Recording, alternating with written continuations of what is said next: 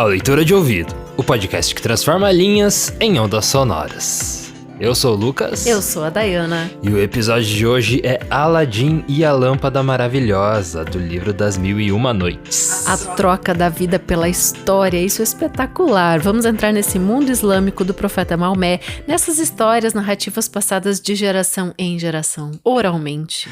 Boa leitura! Aladim e a Lâmpada Maravilhosa. De As Mil e Uma Noites, contos selecionados. Adaptação de Paulo Sérgio de Vasconcelos.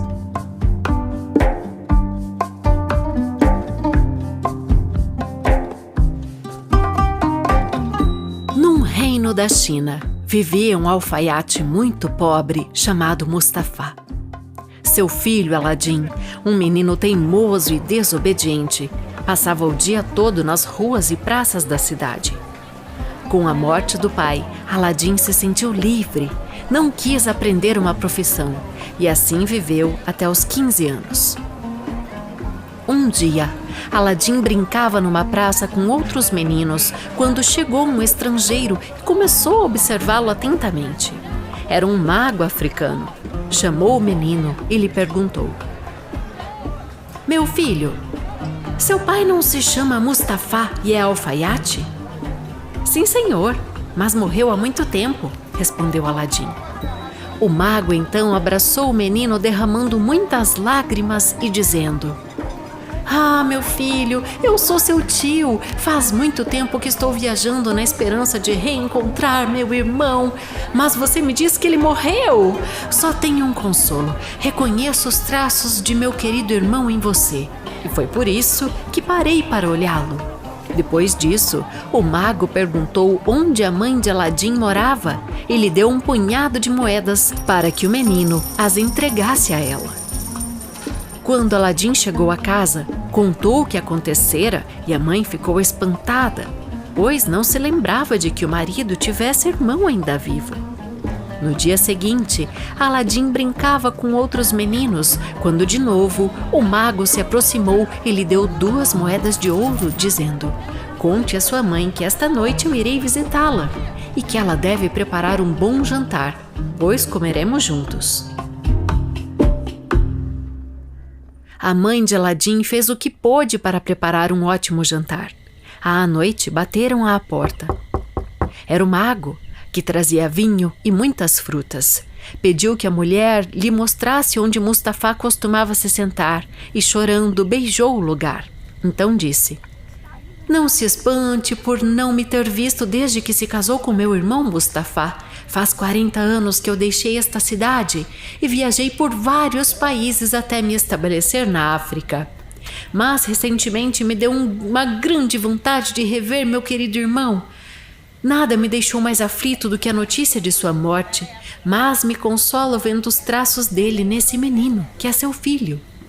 A mãe de Aladim contou então, chorando, que o rapaz não queria saber de aprender uma profissão e vivia pelas ruas da cidade como um vagabundo. Um dia teria de mandar que ele fosse buscar seu sustento em outra parte. Ao ouvir as queixas da mãe, o mago prometeu montar para o rapaz uma bela loja, cheia de tecidos finos, para que Aladim pudesse viver honestamente como comerciante. Aladim ficou muito contente com aquela ideia, afinal tinha percebido que os comerciantes estavam sempre bem vestidos e eram muito estimados por todos. Depois dessa proposta, a mãe de Aladim não teve mais dúvidas de que aquele homem que se interessava pelo futuro do filho era mesmo seu tio. Na manhã seguinte, o mago voltou à casa de Aladim. Levou o menino a uma loja fina e deixou que ele escolhesse a roupa que mais lhe agradasse. Depois, andaram pelas lojas e lugares mais luxuosos da cidade. Ao se despedir da mãe e filho, o mago disse: "Amanhã, sexta-feira, as lojas estarão fechadas e não poderemos, por isso, alugar uma para Aladim, como eu pretendia fazer. Mas passearemos pelos jardins da cidade, onde as pessoas elegantes se encontram." Na manhã seguinte, Aladim se levantou muito cedo e esperou impaciente o tio. Não cabia em si de alegria. Ao deixarem a casa, o mago africano lhe disse: "Meu filho, hoje eu lhe mostrarei coisas belíssimas." O mago conduziu Aladim para os arredores da cidade. No caminho, viram lindos palácios e foram penetrando cada vez mais no campo, até chegarem perto das montanhas. Aladim ficou muito cansado, ele jamais caminhara tanto. "Coragem, sobrinho, você verá um jardim que é mais belo do que todos quantos viu até agora. Já já chegaremos", disse o mago. Aladim então foi levado ainda mais longe. Por fim, chegaram a um lugar situado entre 2 montes. O mago pediu que o menino juntasse uma grande quantidade de gravetos e com eles fez uma fogueira. Na lenha que queimava, jogou um perfume muito forte. Levantou-se, nesse momento, uma grande nuvem de fumaça e o mago pronunciou certas palavras mágicas que Aladim não conseguiu compreender. De repente, a terra tremeu e se abriu diante dos dois, deixando ver uma pedra com uma argola de bronze no meio. Aladim quis fugir, mas o mago o deteve e lhe deu um violento tapa no rosto. Depois, vendo o menino chorar e se lamentar, disse: "Não tenha medo. Obedeça-me e tudo sairá bem. Você será recompensado. Embaixo desta pedra há um tesouro que fará de você o homem mais rico do mundo. E só você poderia tocar nesta pedra e erguê-la. Eu não posso fazer isso. Venha, segure a argola, pronunciando o nome de seu pai e de seu avô, e levante a pedra." Aladim obedeceu. Ao erguer a pedra, viu-se aparecer uma caverna e uma escada que levava para debaixo da terra. O mago fez estas recomendações ao menino: "Meu filho, escute bem o que eu vou lhe dizer. Desça por esta escada. No final dela, você verá uma porta aberta. Entre. Você passará por 3 grandes salas. Em cada uma delas verá 4 grandes vasos de bronze cheios de ouro e prata. Mas não toque neles. Passe pelas 3 salas sem parar. Cuidado para não tocar nas paredes, isso provocaria sua morte. No fim da 3ª sala há uma porta que dá acesso a um jardim. Atravesse esse jardim e você chegará a uma escada de 50 degraus. Ao subir, estará num terraço, onde verá uma lâmpada acesa. Apague-a e traga-a para mim. Pegue as frutas que quiser das árvores do jardim."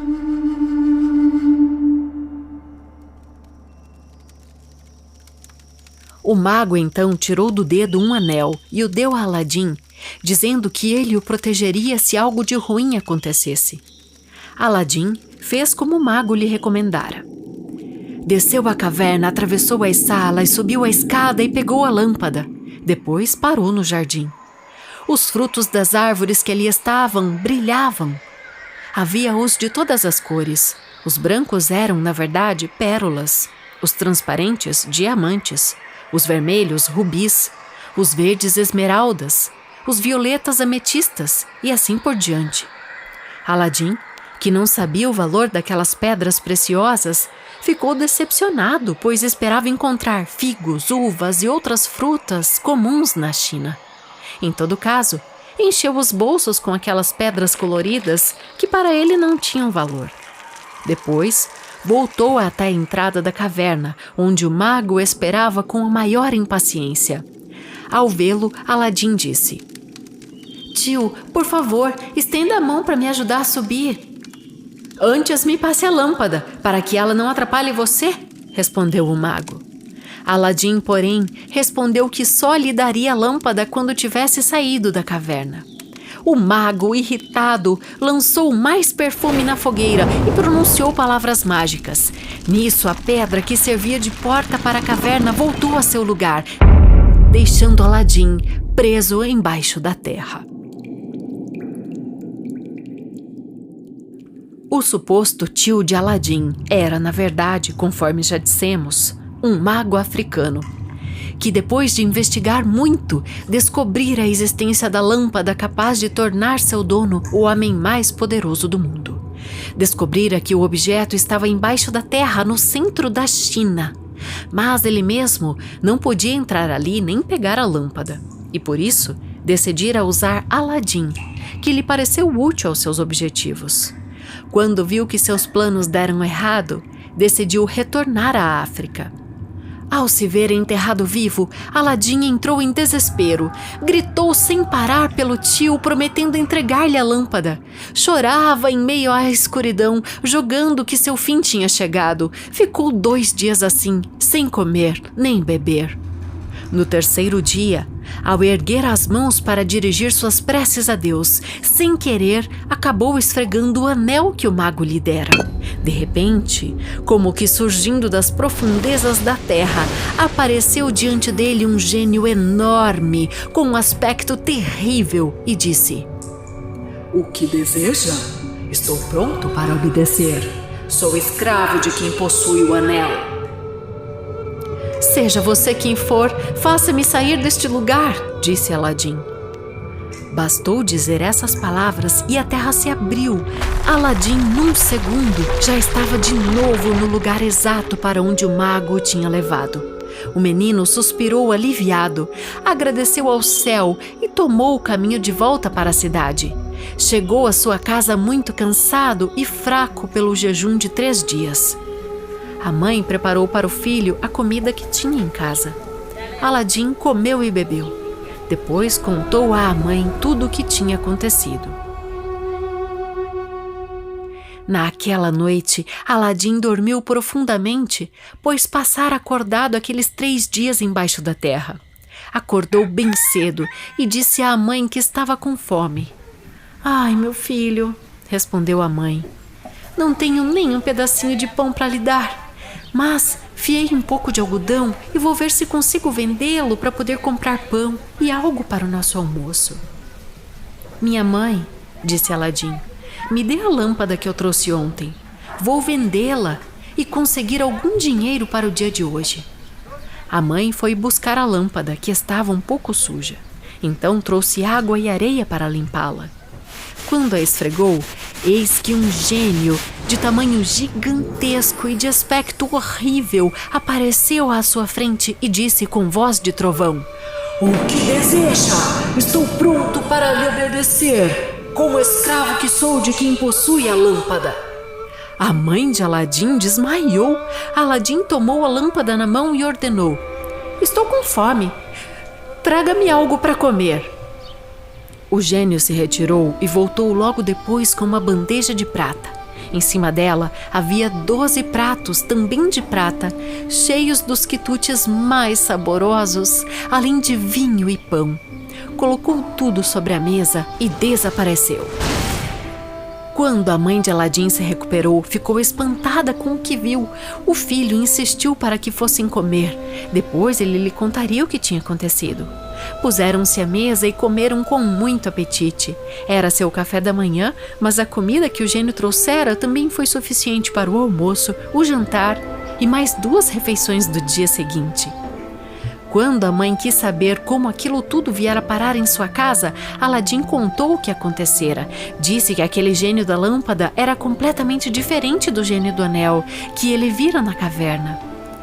"Ai, meu filho, é melhor dar um fim na lâmpada ou no anel, em vez de correr de novo o risco de morrer de medo diante desses gênios. Gênios são demônios, como dizia o nosso profeta Maomé."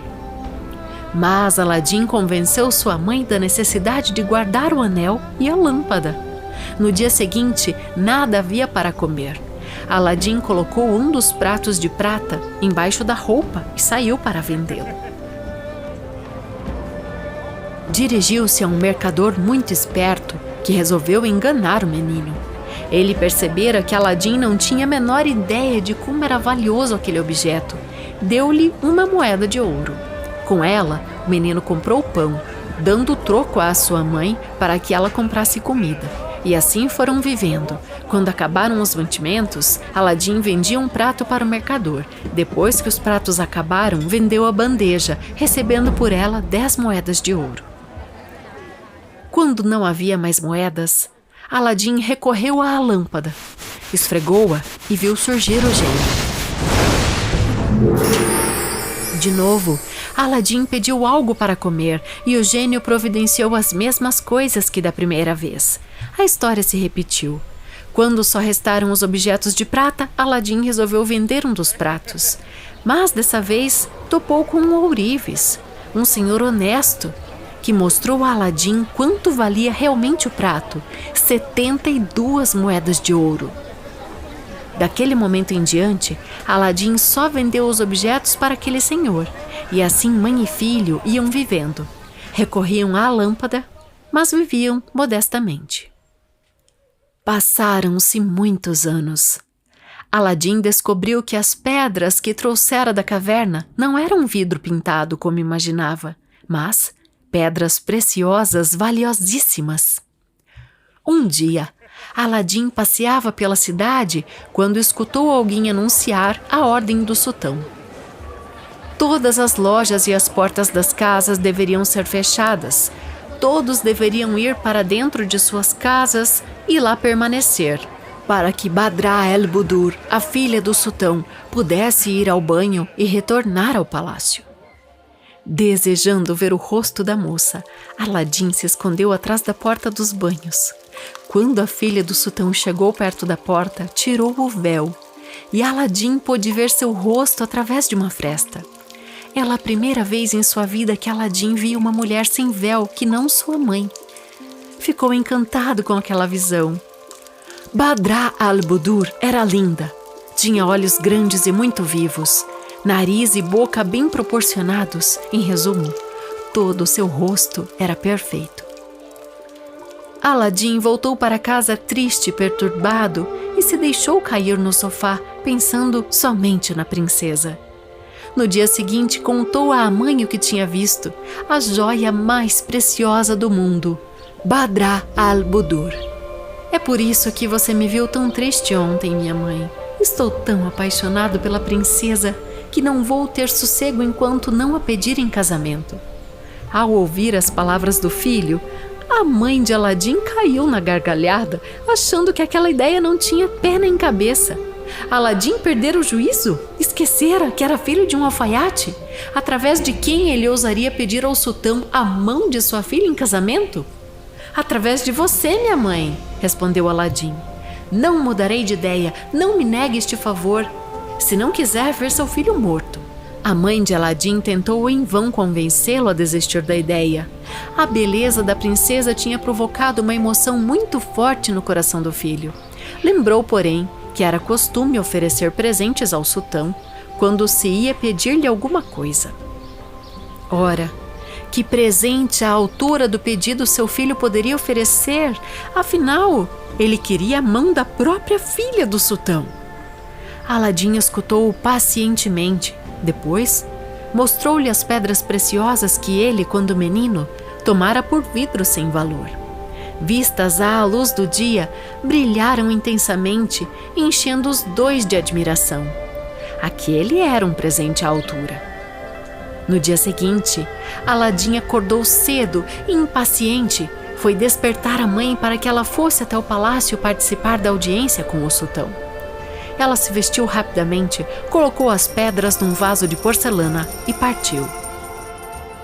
Mas só conseguiu ser recebida muitos dias depois. O grão-vizir a levou até o sultão. Quando o soberano viu as pedras preciosas tão perfeitas e brilhantes, ficou espantado.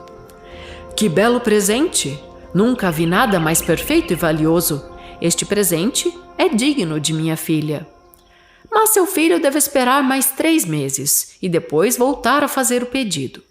Aladim ficou desconsolado com a resposta, mas não desistiu. 3 meses depois, sua mãe voltava a falar com o sultão, que já se havia esquecido totalmente daquele primeiro encontro. O grão-vizir o aconselhou a pedir pelo seu consentimento um preço tão alto que aquele desconhecido não conseguisse pagar. Assim, ele desistiria da proposta tão insensata. O sultão disse à mãe de Aladim: Minha senhora, promessa é promessa, mas eu não posso dar minha filha em casamento sem saber se ela será recompensada por isso e terá uma vida confortável. Assim, concedo a mão dela desde que seu filho me traga 40 bandejas de ouro maciço cheias daquelas pedras preciosas que vocês me deram da última vez. Elas devem ser carregadas por 40 escravos negros, conduzidos por 40 escravos brancos, todos vestidos luxuosamente. Eis as condições. Quando a mãe lhe contou as exigências do sultão, Aladim esfregou a lâmpada e deu ordens para que o gênio providenciasse tudo o que o soberano queria. No mesmo dia, lá se foram os escravos, vestidos como reis, em direção ao palácio. À sua passagem, a multidão parava para olhá-los com espanto e admiração. Quando chegaram diante do sultão, a mãe de Aladim dirigiu-lhe a palavra. Senhor, meu filho Aladim sabe que estes presentes não estão à altura da princesa, mas espera que eles agradem ao sultão e sua filha. Vendo tamanhas riquezas e a rapidez com que Aladim conseguira atender suas exigências, o rei não teve mais dúvidas e prometeu a mão da filha. Quando soube da notícia, Aladim pediu ao gênio da lâmpada que o vestisse como um rei e assim se dirigiu ao palácio. Seu aspecto e suas atitudes causaram admiração geral. Mas quando o sultão pediu que Aladim permanecesse no palácio para que a cerimônia de casamento fosse realizada naquele mesmo dia, o rapaz recusou. Antes preciso construir um palácio digno de receber a princesa. Peço a Vossa Alteza que me conceda um terreno para que eu erga nele uma construção à altura de vossa filha. Mal chegou à sua casa, Aladim fez surgir o gênio e pediu que ele erguesse no menor tempo possível um palácio magnífico em frente ao do sultão. O sol se escondia no horizonte. Na manhã seguinte, o gênio disse a Aladim que o palácio estava pronto. Era magnífico, coberto de ouro, prata e pedras preciosas, luxuoso como nenhum outro jamais tinha havido. A notícia daquela maravilha se espalhou rapidamente. Ninguém conseguia compreender como uma construção tão magnífica surgira de um dia para o outro. Finalmente, a princesa Badr al-Budur e Aladim se casaram. O pai da moça não cansava de admirar a beleza do palácio e as qualidades de Aladim.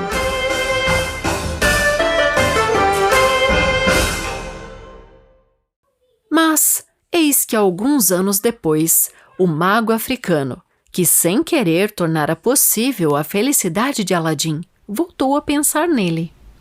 Com seus instrumentos mágicos, conseguiu descobrir que, em vez de morto embaixo da terra, o rapaz estava bem vivo, casado com uma princesa, amado e respeitado por todos. Ele havia descoberto o segredo da lâmpada. Furioso, o mago jurou vingar-se. Imediatamente partiu em viagem e logo chegou ao reino da China, onde morava Aladim. Ali informou-se sobre ele e seu palácio, decidido a fazer de tudo para recuperar a lâmpada. Por infelicidade, Aladim tinha deixado o palácio para caçar e permaneceria vários dias longe de casa. Está na hora de agir, disse o mago ao saber da ausência de Aladim. Depois, se dirigiu a um fabricante de lâmpadas e comprou uma dúzia, brilhantes de tão novas que eram. Colocou-as num cesto e se dirigiu ao palácio de Aladim. Por ali, pôs-se a anunciar repetidamente, andando de um lado para o outro. Quem quer trocar lâmpadas velhas por novas? Todos os que o viam pensavam que se tratava de um doido. As crianças zombavam dele. Ouvindo barulho, a princesa mandou que uma escrava fosse ver o que estava acontecendo.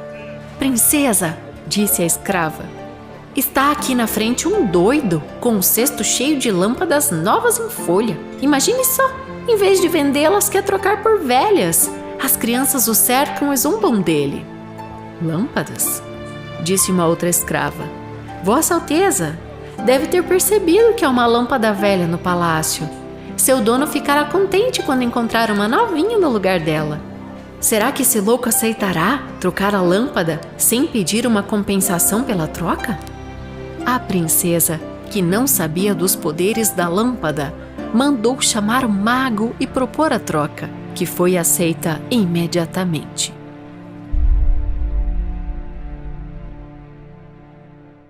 O mago, com a lâmpada de Aladim em mãos, saiu apressado, deixando o cesto no meio de uma das ruas da cidade. Afastou-se para o campo e ali ficou até escurecer. Então, vendo-se sozinho, pegou a lâmpada e esfregou-a.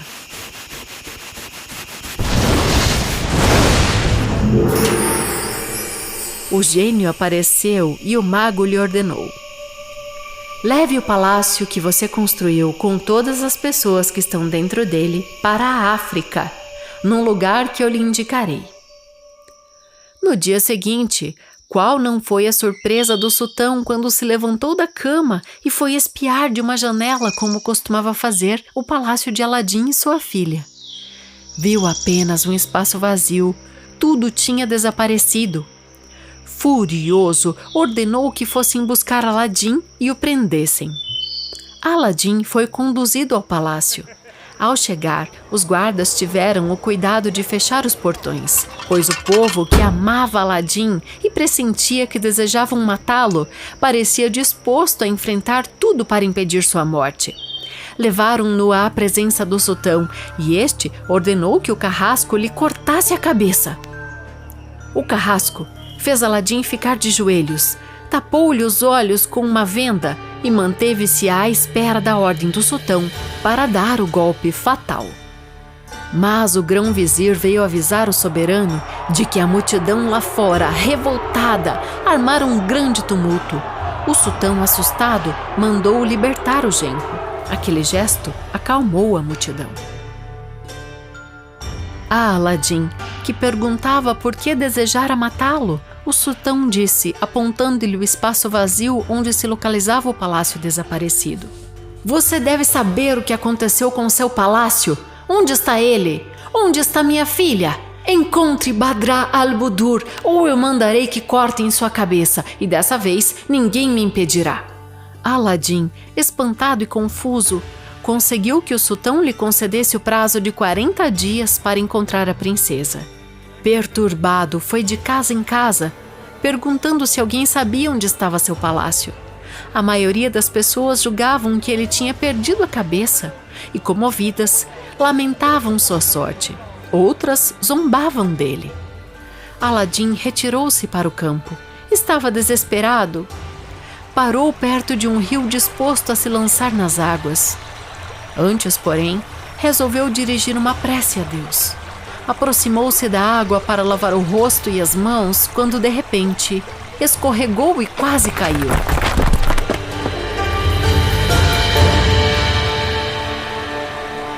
Sem querer, acabou esfregando o anel que ainda levava no dedo.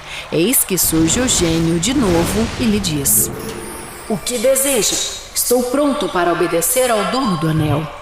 Gênio, respondeu Aladim, salve minha vida, fazendo com que meu palácio retorne ao lugar em que foi construído. Isso eu não posso fazer, pois sou apenas um escravo do anel, não da lâmpada, respondeu o gênio. Aladim pediu então que o transportasse para perto da janela de Badr al-Budur, e num instante Aladim estava na África, junto à janela do quarto da princesa. Uma criada percebeu o rapaz e foi avisar a patroa. Badr al-Budur mostrou ao marido como entrar em seu quarto por uma porta secreta. Os dois abraçaram-se entre lágrimas quando se viram reunidos de novo, depois de vários dias de ausência. A princesa contou o que acontecera e que o mago levava sempre consigo, atada ao pescoço, a lâmpada causadora daquela infelicidade. Aladim, então, teve uma ideia. Vou trocar de roupa com algum camponês da região, entrar numa dessas lojas onde se vendem remédios e poções e comprar um certo pó que você colocará na taça em que costuma beber.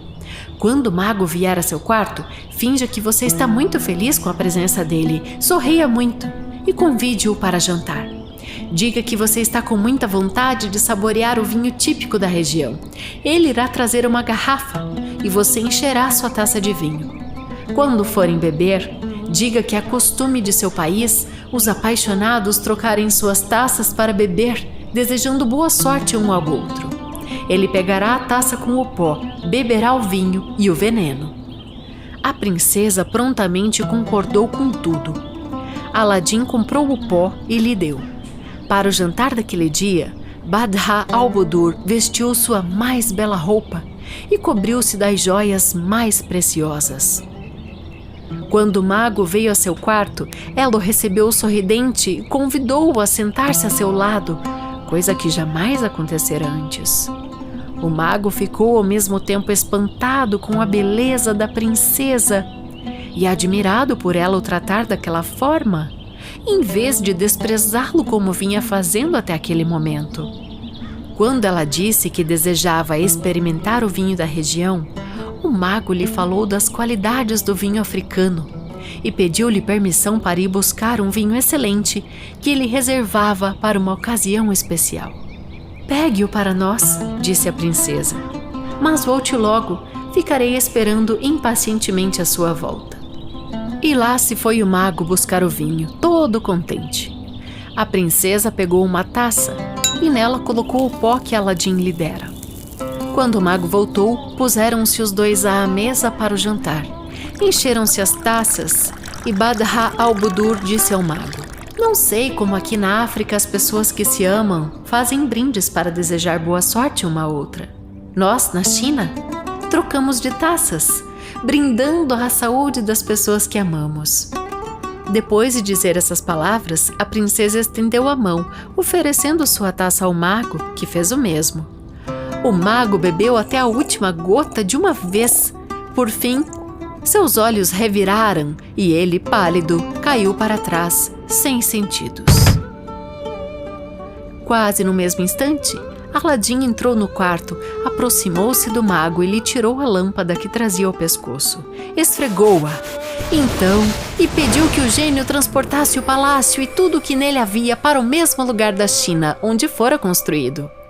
Em pouco tempo, seu desejo foi satisfeito. Quando o sultão viu de novo o palácio e a filha, e soube de tudo que o mago tramara, pediu perdão a Aladim por o ter tratado tão injustamente. O corpo do mago foi abandonado no campo para ser devorado por animais e aves. O sultão mandou que anunciassem a todo o povo as boas notícias. Depois, proclamou 10 dias de festa para comemorar o retorno de sua filha, a princesa Badr al-Budur, de Aladim e do palácio. Não muitos anos depois, o sultão faleceu. A princesa era sua única herdeira e o poder supremo coube a Aladim. O novo sultão governou seus súditos com sabedoria e bondade. Badr al-Budur e Aladim tiveram filhos, que se tornaram ilustres naquele reino.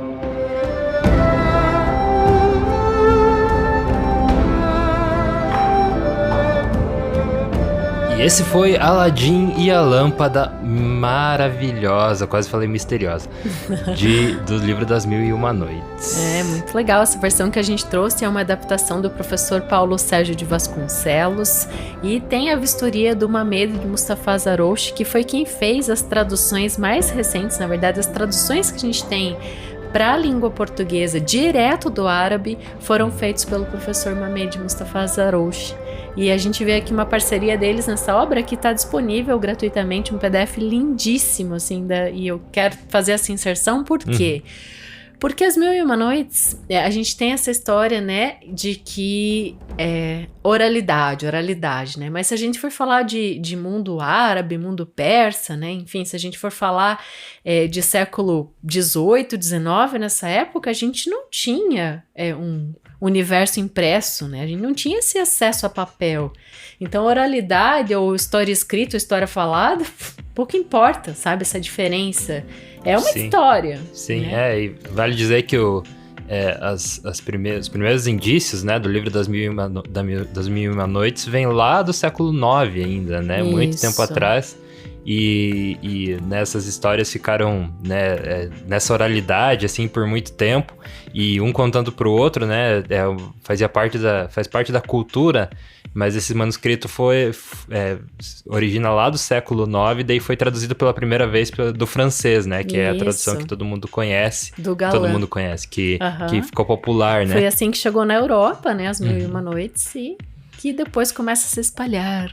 Agora, curiosidade, Aladdin e também Ali Baba, esses dois personagens, a gente já trouxe o Ali Baba aqui em um episódio de destaque, né, aqui do podcast. Tem o Ali Baba e os 40 Ladrões, você pode voltar e escutar também esse que é um episódio muito popular aqui no Leitura de Ouvido, muita gente gostou dele e desde então houve muitos pedidos para trazer mais um das Mil e Uma Noites, né, teve gente que até pediu o livro inteiro.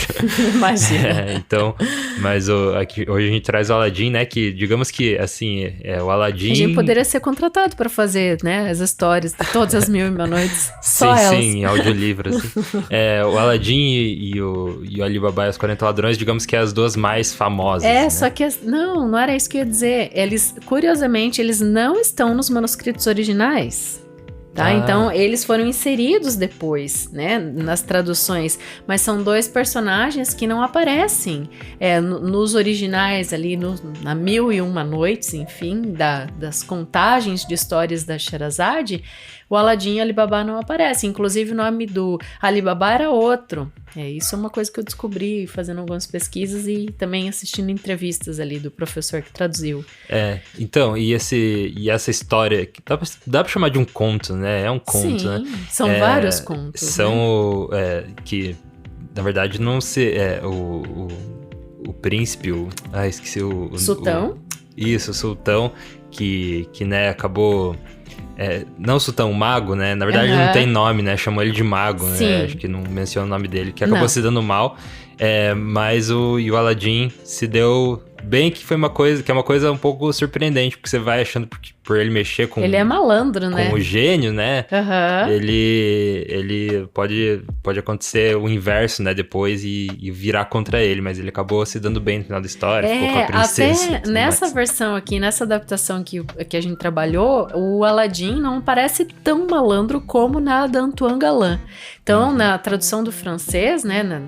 Quando ele transpôs para a língua francesa e a Europa conheceu, era um menino mais malandro, não obedecia os pais. Aqui não é tão assim presente, a gente vê que ele não quer seguir a profissão do pai, mas tipo, ele gosta de brincar na rua. E nessa outra tradução, ele é um menino assim que realmente desobedece, faz malandragem, tipo, não quer saber de estudar, de trabalhar, de nada. Ele não chega a ser um anti-herói, assim, quase, né? Ele é... Dá pra perceber que ele tem certa inteligência, assim, por ter passado essa vida na rua, né? Então ele não é bobo. Eu acho que a rua, né, deu esse conhecimento muito bem colocado. Que também traz, né, todo um know-how diferente, né? Quem tem essa convivência e tal, com os meninos da idade dele, menores e maiores. Sim. Olha só. Falar do espaço, né, que essas narrativas em grande parte acontecem, porque aqui a gente tem a inserção, então, como eu disse, não está nos manuscritos originais, Ali Baba e Aladdin, mas a gente tem a inserção de dois países que não estão também nos originais tão frequentemente, que é a África e a China, né, até quando você ouviu, né, a versão que eu gravei, se passa na China, né? Porque eu comecei a edição já abrindo listas de músicas do Oriente Médio ali, músicas islâmicas e tudo mais, e daí quando eu falou de China, eu falei, mas é na China, então, daí eu até que você pode ver que misturei um pouco as temáticas, assim, tem uma temática islâmica na trilha sonora junto com a chinesa também, né?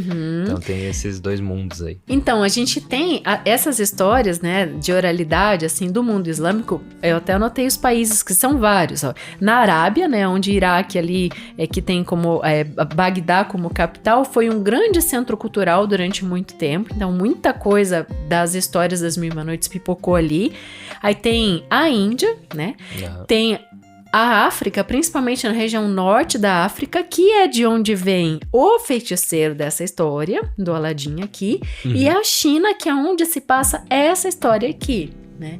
Então, é interessante que quando o castelo ele é transposto, né, pelo gênio, que o mago rouba o castelo e a princesa junto, né? Imagine isso, que espetacular, uma mágica tremenda, né? Fantástico. Vai pra África, né? Ele fala, leve pra África, né? Então vai pra lá e daí o Aladim depois, com outro gênio, consegue descobrir. Daí, a gente tá nessa coisa do profeta Maomé, né? Toda essa crença do mundo islâmico, muçulmano. E tem um momento que a mãe do Aladim fala assim, gênios são demônios, como dizia o profeta Maomé. Lembra dessa frase? Sim. Então, é interessante a gente falar um pouco, assim, do que tá de pano de fundo disso. Porque o gênio tá procurando, de certa forma, uma vingança, né, no que, digamos, no backstory do gênio, né? Então tem toda uma história de pano de fundo que não é explorada aqui, mas eu acho que até tem algum conto do Mil e Uma Noites ali que fala sobre essa história do gênio, né? E por que o gênio se tornou um gênio. Inclusive, abrindo parênteses aqui do jeito que ele é, né? Que ele é muito diferente daquilo que você tem imaginando. Esse aqui é bem demoníaco, o gênio, né? da lâmpada que eu tenho na minha mente é aquele azul da Disney, né? Todo redondinho. Aquele azul bem gorduchinho, assim, com a barbicha. Esse é o gênio que eu tenho na minha mente. E daí, agora, com o último filme que teve do Aladdin, né? Que o gênio era o Will Smith. Mas a gente tem essa imagem do gênio mais bonito, né? Não diria bonito, mas ele é pomposo, né? E tudo mais. E aqui a gente vê que ele é tipo um demônio mesmo, né? Ele é um ser estranho, feio. Assustador, né? Tanto é que a mãe desmaia a primeira vez que vê, né? O gênio da lâmpada. Sim, então essa imagem dele, assim, modifica das histórias da oralidade, né? E das adaptações que a gente acaba. Eu acho que conforme quem conta que quer assustar mais, né? Daí tu coloca assim um gênio perverso. Eu acho que como também hoje muito das Mil e Uma Noites também se tornam histórias para criança, né? Voltadas a público infanto-juvenil. Que também tem essa, digamos, essa mudança estética, né? No gênio, trato do texto. Não seria muito legal ele ser esse monstro de terror quase, né? Mas talvez os adolescentes gostam de terror. Talvez para uma adaptação mais adulta, barra adolescente, seria muito interessante ver como que adaptaria isso, né? Para o cinema, por exemplo. Né? Sim, você tá falando dos interarts, né? É legal mesmo, realmente é uma questão que fica aí no cabide, algo para as futuras gerações. Sim. Assim como aqui essas narrativas de gerações em gerações. Sei. Mas então, a gente tem o deus Alá, né? Como os islâmicos, né? Os muçulmanos acreditam também em um único deus, né? Que é Alá, né? E o profeta Maomé, né? Que na língua árabe seria Muhammad, né? Não sei se falei certo, mas Muhammad, né? A gente tem... O profeta Maomé recebeu o anjo Gabriel, ditou o Alcorão e ele escreveu o Alcorão, então, a partir dessa visão do anjo Gabriel. Então, por isso que é tão sagrado o Alcorão, e a cidade sagrada deles é Meca, né? E a gente tem no Brasil muitos muçulmanos. Cerca de 30 mil muçulmanos hoje no Brasil, em torno disso, sabe? E a gente... tem também que ter em mente que ser islâmico ou muçulmano é diferente de ser árabe, né? Então, às vezes a gente coloca tudo no mesmo saco, né? E tem uma lista, assim, muito curiosa de palavras que a gente tem na língua portuguesa que derivou, né, desse universo, que é bem legal. Por exemplo, alface, você imagina? Esfirra. Café, que a gente adora. Café é outra palavra. Álcool também veio. Várias com almoxarifado é uma das que vieram. Essa é feia demais. Algumas são bem estranhas, né? Mas tem muitas palavras que a gente usa e que estão na nossa língua portuguesa que veio desse universo, né? Xarope, azar, enfim, diversas. Muito legal. Eu acho que é legal a gente situar o contexto, para quem não conhece as Mil e Uma Noites como uma obra completa, né? O que são as Mil e Uma Noites? E como você estudou a história de Sherazade, você vai saber situar bem o nosso leitor. Então vamos lá, o que gira em torno da história das Mil e Uma Noites? A gente tem uma rainha prestes a morrer que conta histórias para um rei para sobreviver, né? Então essa é a grande máxima das Mil e Uma Noites. Como é que... o rei, né? O sultão, O sultão, ele é traído pela esposa. Isso. E ele, né, causa um grande transtorno pra vida dele. E ele fica muito, né, dá o piti dele. Ele fica putaço. e ele resolve matar várias mulheres daí após o que ele faz é, toda noite ele tem uma mulher diferente. E no final da noite, depois que ele desposa ela, ele casa com elas, desposa.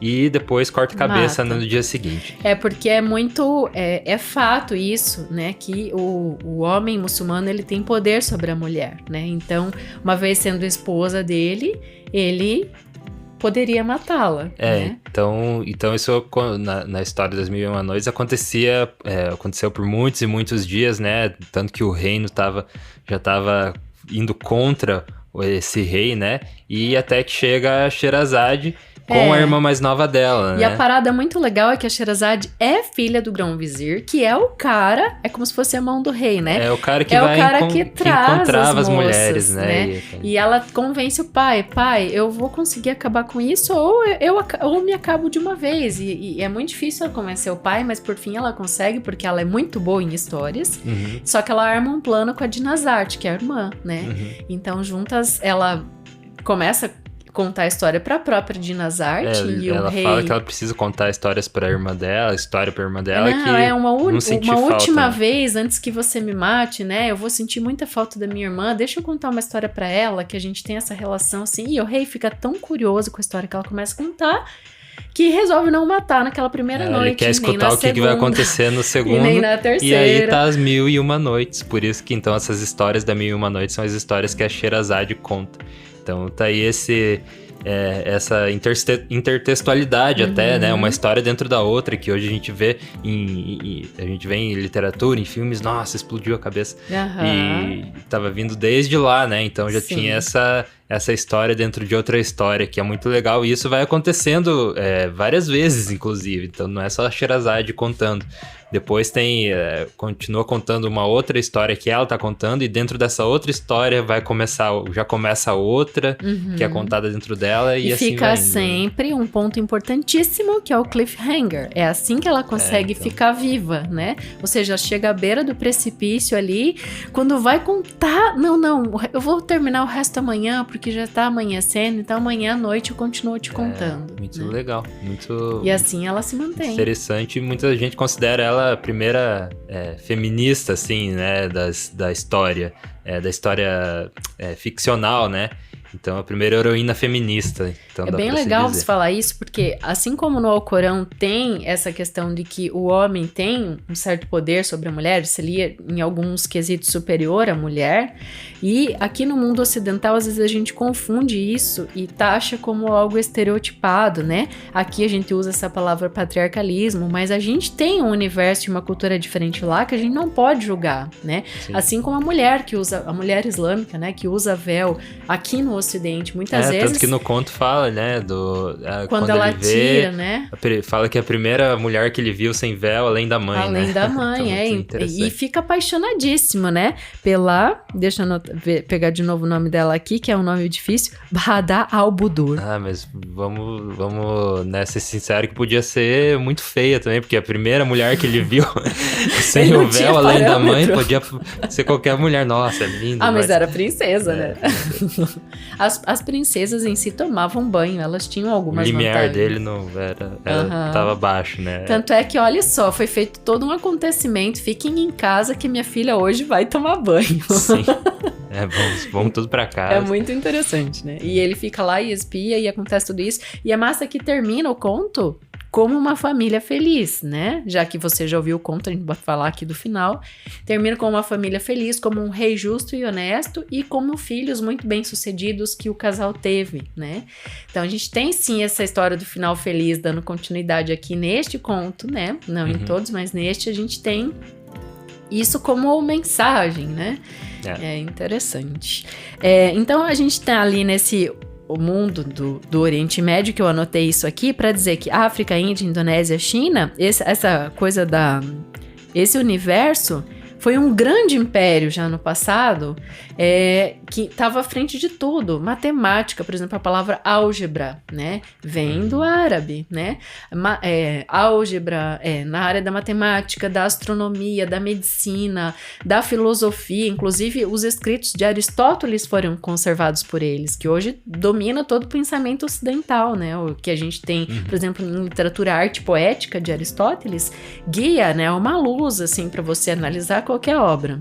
Né, onde ele trazia esses parâmetros da tragédia e da comédia. E tantas outras coisas, né? Então, essa situação toda, assim, esse universo é rico demais. Tem uma outra coisa que precede, que são as 1000 fábulas persas. Só que o tradutor, né, o Zarouche, que ele fala que não tem necessariamente relação as 1001 com as 1000 fábulas persas. Mas daí é até legal o argumento dele para a questão da 1001. Ele fala, 1000 já é uma coisa tão extraordinária e de repente se colocou para dizer que é ainda mais extraordinário do que o extraordinário. É igual, né? De 101 dálmatas, assim. Então a gente adiciona esse 1001 utilidades. Hoje a gente usa para várias coisas, né? Nossa, 1001. Mas vale dizer que não tinha 1001 histórias, né? Dentro do Na verdade, nos manuscritos que ele encontrou eram eu ouvi dizer que eram 200 e tantas histórias lá, mas, né, tinha esse nome pra impactar. Mas, enfim. Mas foi uma escolha muito feliz, né? Uma escolha, assim, bem... copywriting, assim, total. Hoje em dia o marketing iria adorar usar algo assim. Um nome bem marqueteiro aí, bem acertado. Bem acertado, justamente.